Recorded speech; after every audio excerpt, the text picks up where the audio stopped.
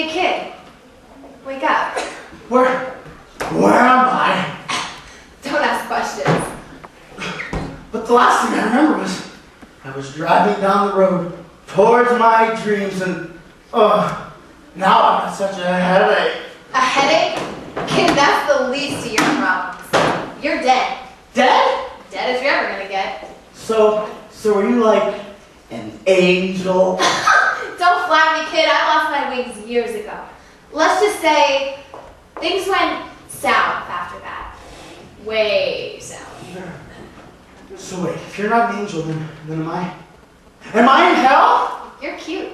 What's your name? Boy, am I in hell? I'm the good guy. You're not in hell. Don't get your panties in a twist. But you just said... Don't worry about it. And quiet. The big man's on his way. Big man? So straighten up. And damn it, put your heart back in your chest. Oh, sorry. Now, the big man's very particular. He tends to get a bit of a bad rap from people up there. So just be polite and it'll all turn out for the better.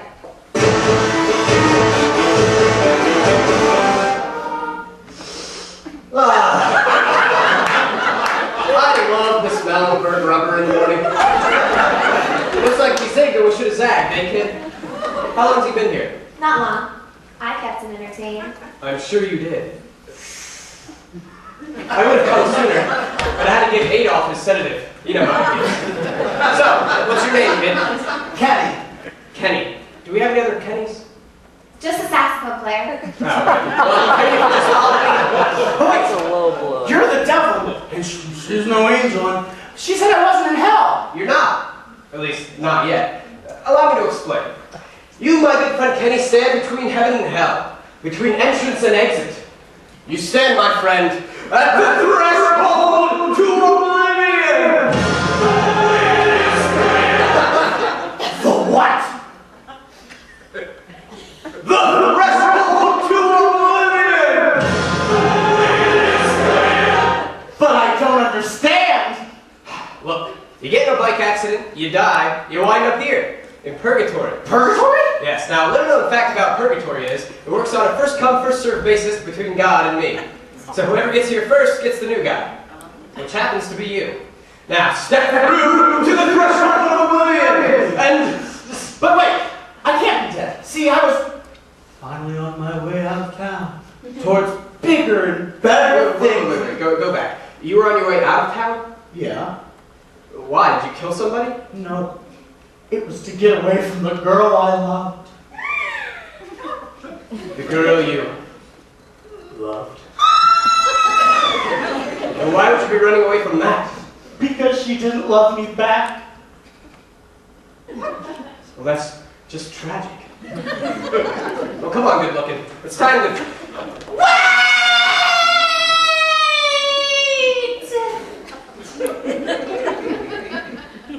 Delilah, perhaps you should keep your mouth shut. The boss! He's in love! How many times have I told you, Delilah? There's no such thing as love. But there is. I felt it. Felt it? Is it painful? Yes. It starts deep in your loins and then it takes over your entire body until the ache is so strong you can't even stand it. Sounds like diarrhea. But wait, I'll give you anything. I'll give you this key. Would it be the mystical key forged in heaven? The key that fell from my reach as I fell from grace. But how have you received it? I've had it ever since I was a boy. At last, the key is within my grasp. I can almost taste it. And yet, I cannot have it. You cannot? I cannot. Why can you not? It's another rule. Anyone, angel or demon, is at mercy to the one who holds the mystical key. So I can't go to hell? Unfortunately, no. I must grant you one wish with no restrictions. Oh, well, that's convenient. Extremely. So what will your wish be? To be brought back to life. To return to Earth. Damn it. I thought you'd wish for like a new bicycle or something simple like that. You are indeed crafty. Enough talk. Send me back now. All right, all right. And true love prevails! I'll just be going then. So, is there any fine print on this deal? Damn it again. I thought you wouldn't ask. So there is.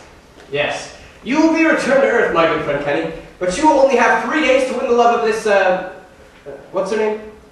Melissa. Melissa. If in 3 days you haven't won her hand in marriage, you shall serve me in hell for all eternity. But that's ridiculous. 3 days is hardly enough time for a decent proposal. If it is, as you say, true love, then anything is possible, isn't that right? I suppose. Good. Then make sure she has a wedding ring on her finger by the end of the 3rd day. But wait, if I'm dead, won't it be really strange to see me walking around? Here, take these.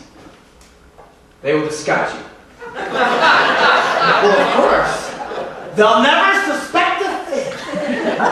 Your friends will not recognize you. You will be a completely different person.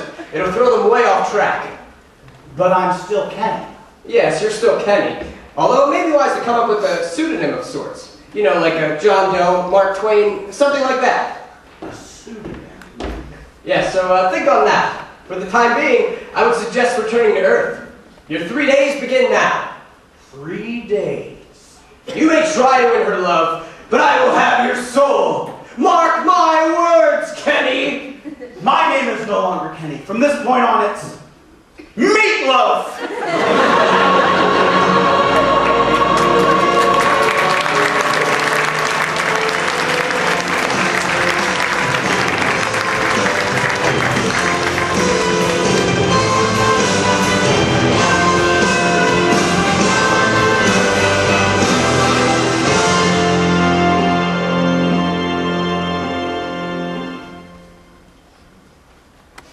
Elvis Presley, Paul McCartney, Justin Timberlake.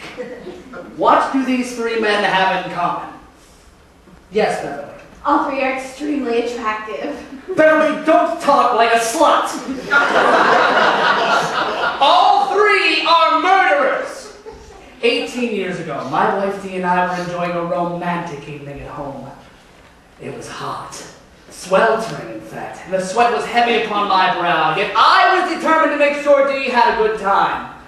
Just then a song came on over the radio. It was a song made famous by the band Kiss, a seemingly harmless ditty entitled I Want to Rock and Roll All Night and Party Every Day.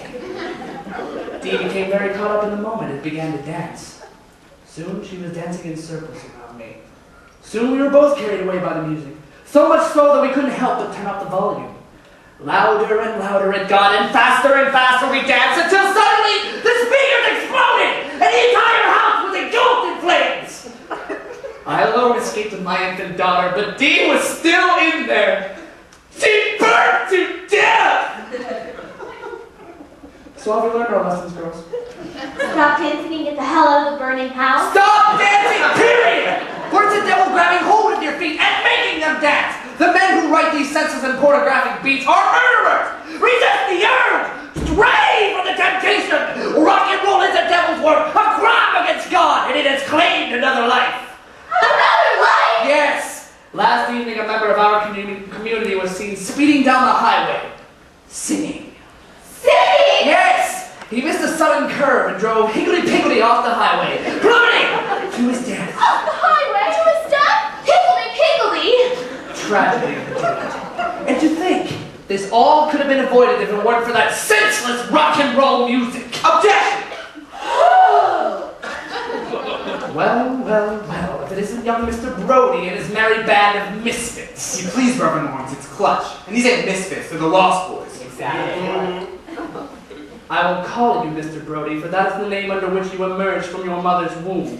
And how dare you interrupt my sermon! I will interrupt your sermon when it preaches such false information. And just what is false, Mr. Brody? Rock and roll is not the devil's music. It's a form of expression, and dancing is not a crime. Then why don't you explain that to my wife, who was burnt alive dancing to a Kiss song?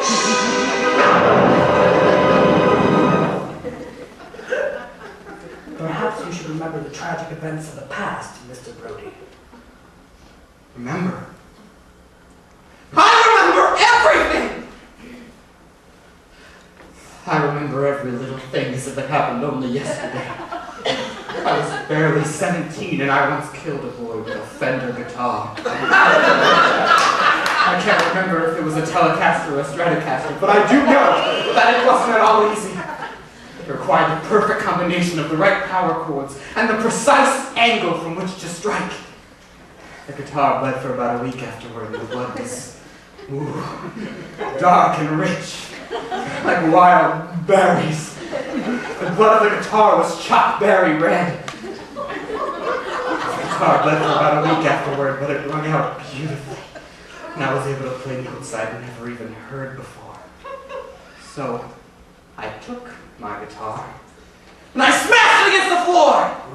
I smashed it against the wall! I smashed it against the body of a varsity cheerleader! I smashed it against the I smashed it against the 1981 Harley Davidson! Boom! The Harley howled in pain. Ow! The guitar howled in heat. And I ran upstairs to my parents' bedroom. Mommy and Daddy were sleeping in the moonlight. Slowly, I opened the door. Creeping into the shadows, up to the foot of their bed. I raised the guitar high above my head. And just as I was about to bring it crashing down to the center of the bed, my father woke, screaming, "Stop! Wait a minute! Stop it, boy! That's no way to treat an expensive musical instrument!" And I said, "Damn it, Daddy! You know I love you. You've got a hell of a lot to learn about rock and roll." What the hell? That was crazy. But I have some advice for you. You would do well to respect your elders. And why can't you respect us? Because you're children, Mr. Brody, and your opinion matters as much as a sensible line of dialogue in a Star Wars movie. But both those instances were total freak accidents. They had nothing to do with rock and roll. Your wife shouldn't have been dancing when the house was on fire. The kid who died last night should have been more responsible. Well, forgive me, Mr. Brody, but this kid that you mentioned, this member of our community, was none other than your friend, Kenny De Niro! Yes. And now you know how it feels to have the demonic hands of rock and roll steal a loved one! Reverend Lawrence, Kenny can't be dead. You kids aren't invincible, Mr. Brody. Strong as you think you are! Sometimes you have to face facts. And when a young man's heart has fallen out of his chest, it's a pretty sure indication that he's bitten the big one. Good day, Mr. Brody. Come on, girls.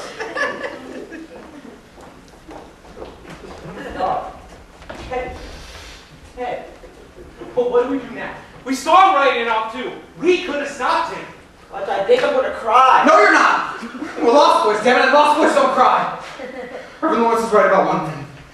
Kenny's gone. But instead of resorting to tears and doing nothing about it, we're going to use it to our benefit. To use our anger and sadness to rebel against society. These people won't respect, they gotta show it to us, and until we get it, we're going to rebel. And we're going to do it big, and we're going to do it loud. Lost boys, together forever! There'll never be another guy like Kenny. Hello?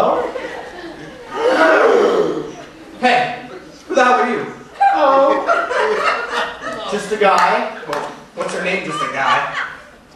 I've gone by many names. And these days I go by only one. Meatloaf. Meatloaf? Yes, that's right. Meatloaf. You gotta be kidding me. No, I'm not. So, you mean to tell me you've gone by many names, but the one that you finally settled on is Meatloaf? That's ridiculous. It's not ridiculous, it's profound. Say it with me. Meatloaf. Meatloaf.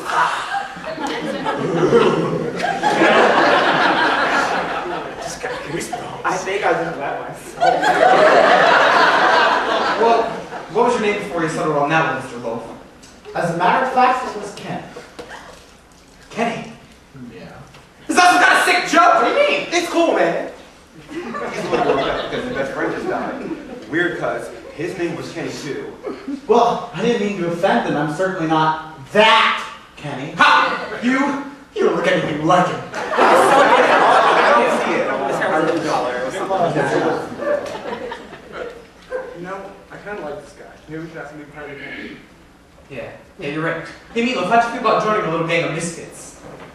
Gang of misfits? Yeah. You see, this town is divided into two social classes, the overprivileged and the underprivileged. We occupy the latter. And the overprivileged? The Golden Girls. Yeah. Nasty. They think they're so much better than us because they go to school. And know how to read. Yeah, they have no understanding for how tough we have it. And the worst is their leader. Reverend David Lawrence! Hallelujah! His wife was burned alive dancing. And now he's all super protective of everyone, especially his daughter Felicity. He's completely out on rock and roll. He says it's the devil's music. What? I have never heard anything that ridiculous. That's what we say, but he doesn't listen to us. We're trying. Oh, are we trying? We're the Lost Boys. Together forever! We practically run this town, and it's clutch. Thin Jello. Future. Rush. Mocha. I'd be happy to have it. Well, anyone can get the names out that quickly and nicely, I suppose. You're okay in my book. Congratulations. You are now a Lost Boy. Now come on, we got you to the dance. You dance? Of course. Giving a street game mode, but that's a choreography.